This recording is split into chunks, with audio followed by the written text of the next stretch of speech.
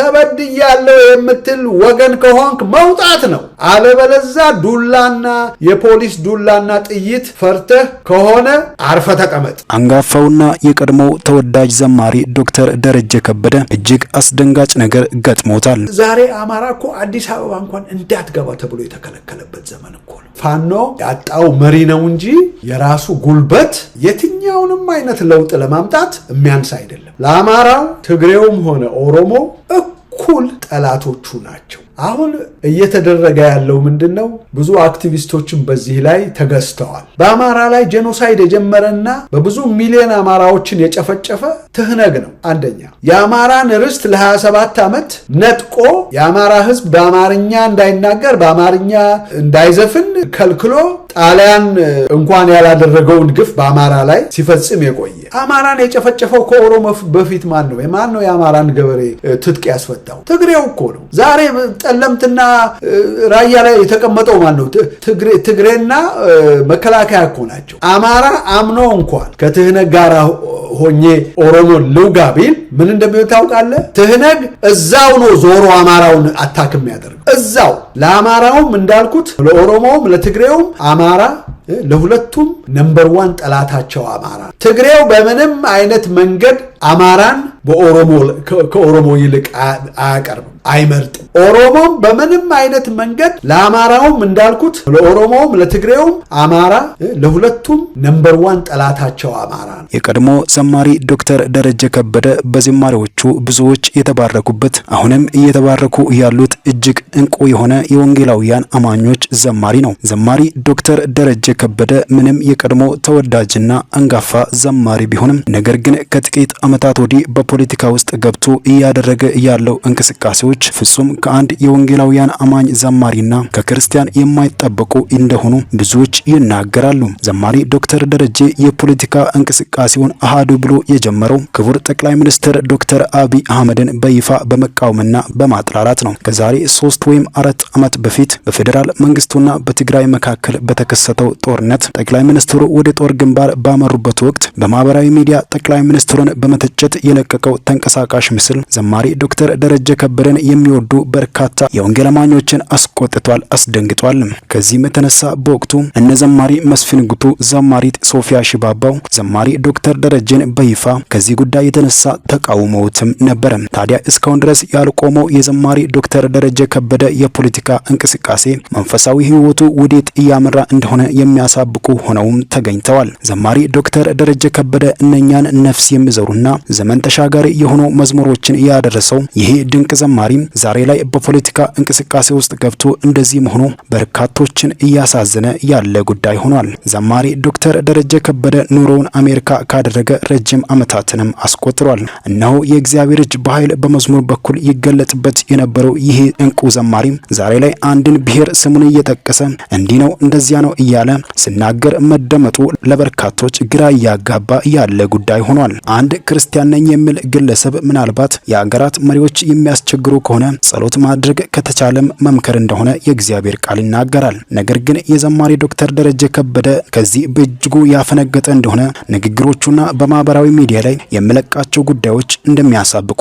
በርካቶች ይስማማሉ። ፋኖ ዛሬ እኮ እንደ ማንኛውም ይሄ ሶቨሬን ካንትሪ ሜጀር አርሚ የዛን ያህል ታጥቋል። ፋኖ ያጣው ምንድነው? ልብ ያለው መሪ ነው። ፋኖ ያጣው መሪ ነው እንጂ የራሱ ጉልበት የትኛውንም አይነት ለውጥ ለማምጣት የሚያንስ አይደለም። ለምን ፋኖ ከትህነግ ጋር መተባበር አለበት፣ ህብረት መፍጠር አለበት እንደሚሉ አላውቅም። ፋኖ ምን ተሸንፎ ነው? ፋኖ ትጥቅ አጥቶ ነው? ፋኖን ነው ትህነግ የሚረዳው? ትህነግ ምን ጉልበት አለውና ነው ለመሆኑ ፋኖ የትህነግን እርዳታ የሚጠይቀው? ደሞስ ውሃና ዘይት እንዴት አድርጎ ይደባለቃል? ውሃና ዘይት ይደባለቃል? አይደባለቅም። ልብ በሉ፣ ለአማራው ትግሬውም ሆነ ኦሮሞ እኩል ጠላቶቹ ናቸው። አሁን እየተደረገ ያለው ምንድነው? ብዙ አክቲቪስቶችን በዚህ ላይ ተገዝተዋል። አማራና ትህነግና ፋኖ ለምን ረዳት ያስፈልገዋል ምናምን። ከምን የተነሳ ነው ፋኖ ረዳት የሚያስፈልገው? በምን አንሶት? ማን አሸንፎት ነው ፋኖ እርዳታ ወይም ደግሞ ህብረት ከዚህ ጋራ ከዛ ጋራ ብላችሁ የምትሉ ሰዎች በጣም ነውረኛ ሸፍጠኞች በብር የተገዛችሁ ረሳችሁት። በአማራ ላይ ጄኖሳይድ የጀመረና በብዙ ሚሊዮን አማራዎችን የጨፈጨፈ ትህነግ ነው።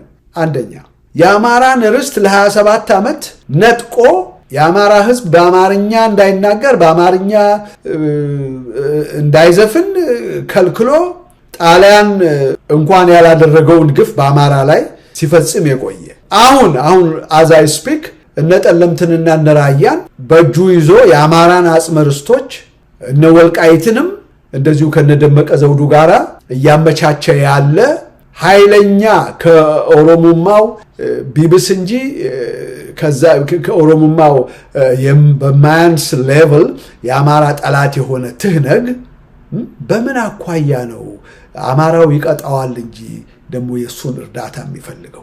ስንት መሸጡ አለ። ስንት መሰላችሁ የሚገዙ ሚዲያ ላይ ሆነው ትህነግና ፋኖ በአንድነት ይቆሙ። ምን ማለት ነው? ረሳኸው እንዴ? አማራን የጨፈጨፈው ከኦሮሞ በፊት ማን ነው የአማራን ገበሬ ትጥቅ ያስፈታው? ትግሬው እኮ ነው። ዛሬ ጠለምትና ራያ ላይ የተቀመጠው ማን ነው? ትግሬና መከላከያ እኮ ናቸው። በመከላከያ የታገዘ የትህነግ የትግራይ መንግስት ነው አማራ ክልል ውስጥ ገብቶ እድሜ ለፋኖ መሪዎች ዝም ብለው ሲገባ ዝም ብለው አይተውት እነ ምሬ ወዳጆ አሁን መከላከያውና ትህነግ እኮ ነው የአማራን ክልል እያስተዳደረ ያለው እነ ጠለምትና እነ ራያን። ምን ማለት ነው? ፋኖ ከአማራ ጋር አማራ ፋኖ ከትህነግ ጋር ተባብሮ ኦሮሞን አሁን ኦሮሞ ሆነ ደግሞ ጠላታቸው ትግሬና አማራ አሁን እንትኖኑ ማለት ነው። ይሄ በጣም የሚገርመኝ ነገር ነው። በጣም የሚገርም ነገር ነው። አማራ አምኖ እንኳን ከትህነግ ጋር ሆኜ ኦሮሞን ልውጋ ቢል ምን እንደሚሆን ታውቃለህ? ትህነግ እዛው ነው ዞሮ አማራውን አታክም ያደርገው እዛው። ከመቼ ወዲህ ነው ደግሞ የትህነግን ጦር የአማራ ህዝብ የሚያምነው? ከመቼ ወዲህ? ለአማራውም እንዳልኩት ለኦሮሞውም ለትግሬውም አማራ ለሁለቱም ነምበር 1 ጠላታቸው አማራ ነው። ትግሬው በምንም አይነት መንገድ አማራን ከኦሮሞ ይልቅ አያቀርብም፣ አይመርጥም። ኦሮሞም በምንም አይነት መንገድ አማራን ከትግሬው አይመርጥም ነው። ለትግሬም ለኦሮሞም ኢተርናል ኤነሚያችን ብለው የወሰዱት አማራ ነው። መሃል አስገብተው ይፈጩታል እንጂ በየትኛውም መልኩ ትህነግና አማራ በአንድ ላይ ሆነው ኦሮሞን አይወጉም በጭራሽ። ትህነግ ያው አማራን አታሎ ጎል ለማስገባት ፈልጎ ካልሆነ በተቀር በምንም አይነት መንገድ ከአማራ ወግኖ ኦሮሞን አይወጋም ትግሬ።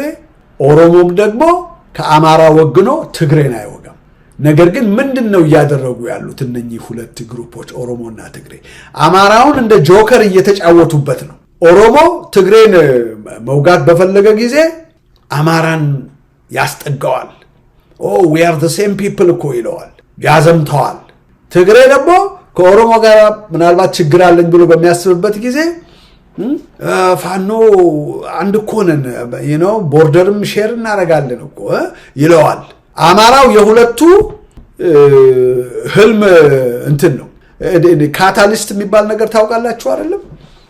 አንድን ፕሮሰስ እንትን የሚያደርግ የሚያብላላ ያንን ፕሮሰስ እንዲካሄድ በመሃል ገብቶ ሚና የሚጫወት ማለት ነው። ካታሊስት እንደዛ አድርገው ነው አማራን የሚጠቀሙበት እንጂ በራሱ የሚቆም የተከበረ ብሔር አድርጎ የሚያዩ የለም። የማንም መጫወቻ ነው።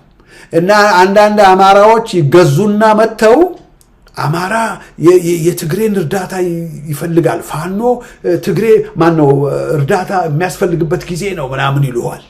አጭበርባሪውላ አማራ የማንንም ፋኖም ጭምር ልብ ፋኖ ምንድነው የተገዙ መሪዎች ባያናውዙት ኖሮ ፋኖ የማንንም እርዳታ አይፈልግም።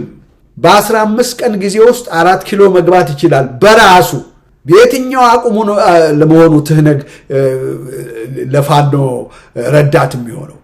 ፋኖን ማነው ትህነግ ፋኖን ይጠቀምበት ካላላችሁ በተቀር ፋኖ ከማንም ምንም አይነት እርዳታ ከሻቢያ ጭምር ምንም አይነት እርዳታ አያስፈልገው። ይልቅ ፋኖ ያጣው መሪ ነው። ቆራጥ መሪ ነው ያጣው። ጠላት አይኑ እያየ የአማራ አጽመ ርስት ተወስዶ ይሄው ቁጭ ብለዋል። አሁን እነ ምሬ ወዳጆ መከላከያ ላይ አይተኩሱም። ትህነግ እኮ ኦቨር ዘ ይርስ አማራውን ያጠቃበት መንገድ ምንድነው ያላችሁኝ እንደሆነ በመከላከያ እየታገዘ ነው። አሁን ባለፉት ዛሬ 2 ዓመት ምናምን 3 ዓመት የትህነግ ጦር እየተመላለሰ የአማራን ክልል ሲያተራምስ ህዝብ ሲጨርስ ህዝብ ሬፕ ሲያደርግ የነበረው ትህነግ በራሱ ቆሞ እኮ አይደለም፣ በመከላከያ እገዛ ነው የነበረው። ዛሬም አብረው ነው የሚሰሩት። ጠለምት የሚተዳደረው በመከላከያና በትህነግ ነው። ራያ አሁን የሚተዳደረው በመከላከያና በትህነግ ነው። እንደዛ እያለ ይቀጥላል። አሁን ወደ ወልቃይትም ደግሞ ይሄዳሉ። ሁለቱ አይለያዩም። አማራን ለመጨረስ አሁን የሆነ ነገር እንትን እያሉ ነው፣ እየፈጠሩ ነው። የሰሜን ህብረት የሚባል ነገር የለም። አማራ እዛ ውስጥ አይገባም። ሻዕቢያና ትህነግ አንድ ላይ መተው አብይ አህመድን ልውጋ ምናምን ቢሉ መብታቸው ነው። ኦፍ ኮርስ በዛን ጊዜ አማራው ደግሞ ካወቀበት እነሱ ሲሻኮቱ እሱ በትረ መንግስቱን ይይዛል። ከነኚህ ጋር ምንም ወዲያ ወዲህ የሚያሯሩጠው ምንም ምክንያት የለም አማራ። ስለዚህ ትግሬና ትህነግና ፋኖ ውሃና ዘይት ናቸው፣ መቼም አይደባለቁም። እናንተ በብር የተገዛችሁ አክቲቪስቶች ዝም በሉ፣ አማራን አትሽጡ። ይሄ እንደው ብር አይቶ እንደው በቃ በጣም እኮ የሚያሳዝን ነገር ነው። በጣም የሚያሳዝን ራስን መሸጥ፣ ነፍስን መሸጥ ለብር። አይኑና በጨው አጥቦ መጥቶ ፋኖ ከትህነግ ጋር አንድነት መፍጠር አለበት ብሎ ይከራከራል። እግዚአብሔር ያሳያችሁ። በየት የአማራን ህዝብ የአማራን እናቶች ሬፕ ማድረጉ ትህነግ ተዘንግቶ ነው? you know who you are። እና ይሄ በጣም ጸያፍ ነው። ደግሞ ይሄንን የሚቀበል ማንም አማራ የለም። ሌላው ሐኪሞች የስራ ማቆም አድማ ይሄን የመሳሰለ ነገር እያደረጉ ነበር። ዛሬ እንግዲህ አልሰማሁም፣ ምናልባት ኦሬዲ ከስሞ ሊሆን ይችላል። 180ዎቹን የአብይ አህመድ አድሚኒስትሬሽን አስሯቸው እንደነበረ ሰምተናል። ሐኪሞች ብሶታቸውን ሲገልጹ ይሄ መጀመሪያ ጊዜ አይደለም። በተለይ በአማራው ክልል አካባቢ የነበሩ ዶክተሮች፣ ነርሶች እንደዚሁ መከራቸውን ሲበሉ በአብይ አህመድ ከዚህ በፊትም የዛሬ 3 ዓመት ምናምን ግድም እንደዚህው ትንሽ የሆነች ባነር ነገር ይዘው ወጥተው በግልም ደረጃ አንዳንዶች ድምጻቸውን ሲያሰሙ ነበር። አሁን ትንሽ ከዛ ጠንከር ባለ መልኩ ብሶታቸውን ሊገልጹ ወጥተዋል የሚል ነገር ነው ያለው።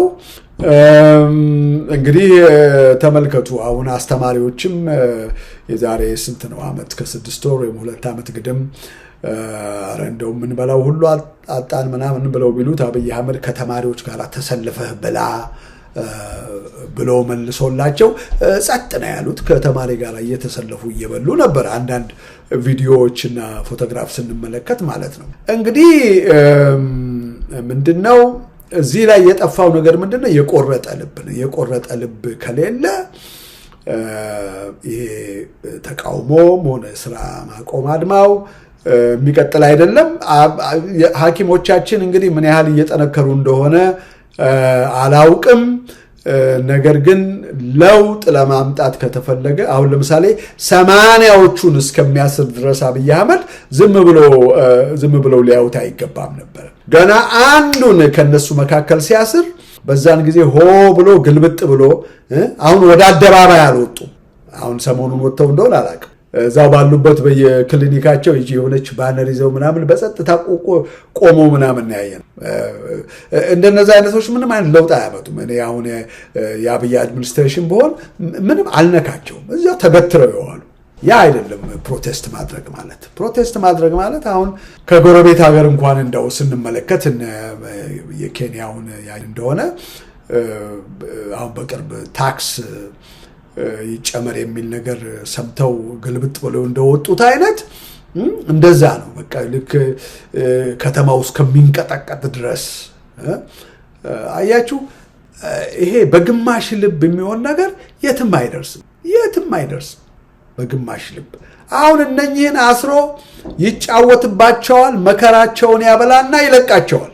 ያው አንድ ለውጥ እስከሚመጣ ድረስ እስከ ሞት ድረስ እንሄዳለን ብሎ መውጣት ያስፈልጋል። በዛን ጊዜ ህዝብም የሚቀላቀለው ያኔ ነው። ሐኪሞች አሁን ወጥተዋል፣ አስተማሪዎች ግን ዝም ብለው ተቀምጠዋል።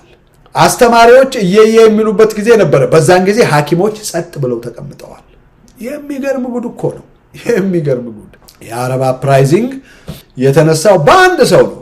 ማን ነው? ቦአዚዝ የሚባለው ሰው ራሱን በቤንዚን አርከፍክፎ ከብሶት የተነሳ ራሱን አቃጠለ። ከዛ በኋላ በቃ ኢንተርናሽናሊ በቃ እንደ ሰደድ እሳት የአረብ ሪቮሉሽን ተነሳ በአንድ ሰው ምክንያት። ኢትዮጵያ ውስጥ እንዲህ አይደለም። ይሄኛው ግሩፕ በኢኮኖሚም ሆነ በመብት ጉዳይ ሲነሳ ይሄኛው ግሩፕ ጸጥ ብሎ ነው የሚቀመጠው። ስለዚህ የአብይ አህመድ መንግስት የልብ በቅቶታል። ምንም አስረሃለሁ ነው የሚለው። እርቦኛል ብሎ ሲል በቃ ከመካከላቸው አንድ 3-4ቱን ቅንድቡን በለው ሌላውን እሰረው ዝም ብሎ ነው የሚቀመጠው ብሎ። ምክንያቱም የኢትዮጵያን ህዝብ ልብ በደንብ አውቀውታል። አብይ አህመድ ወደ ስልጣን ከመጣ እኮ አንድ ጊዜ እንኳን ጸረ አብይ የሆነ ፕሮቴስት በአዲስ አበባ ውስጥ ተደርጎ አያውቅም። አንድም ጊዜ ልብ ብትላላችሁ ወይም ታስታውሳላችሁ? እነ ባልደራስ እነ አብን የኦርቶዶክስ ቤተክርስቲያን በተለያየ ወቅት ሰላማዊ ሰልፍ ልንወጣ ነው የሚል ነገር ያሰማሉ። እና ወዲያው ምን ይላሉ? ሰላማዊ ሰልፉን ኦርጋናይዝ የሚያደርጉት ደብዳቤ ፈቃድ አስገብተናል፣ እንዲፈቅዱልን ለፕሮቴስት ለማድረግ አስገብተናል፣ የሱን ውጤት እየጠበቅን ነው ብለው። መቼም ከዚህ በላይ የሚያስቅ ነገር አለ ብላችሁ ብትሉኝ እኔ I don't know what። እንግዲህ እግዚአብሔር ያሳያችሁ። አብይ አህመድን ፈቃድ ስትጠይቁት ወተን እናውግዝህ፣ ወተን የምትፈጽምብንን ግፍ ለዓለም በአዲስ አበባ ላይ ምድረ አምባሳደርስ ምናምን ፎሬን ዲግኒታሪስ በሚኖሩበት ከተማ ወተን ስላንተ መንግስት ስለምትፈጽመው አትሮሲቲስ፣ ስለ ጄኖሳይዱ፣ ስለ ረሃቡ፣ ስለ ኢኮኖሚካል ችግር ወተን በአደባባይ እንውቀስህና እስቲ ፍቀድልን ብሎ መጠየቅ እኮ ማለት ነው።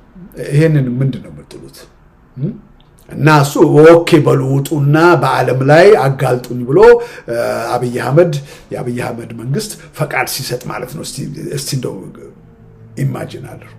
ተበድያለሁ የምትል ወገን ከሆንክ መውጣት ነው። አለበለዚያ ዱላና የፖሊስ ዱላና ጥይት ፈርተህ ከሆነ አርፈ ተቀመጥ፣ ቤትህ ተቀመጥ፣ አታለቃቅስ። ለውጥ ያለ መስዋዕትነት በምንም አይነት መንገድ ከሰማይ ዱብ አይልም። ጾም ጸሎት ብታደርግ በአንድ እግርህ ቆመህ እንደ አቡነ ተክለ ሃይማኖት 7 ዓመት ብትጸልይ ጠብ የሚል ነገር የለም።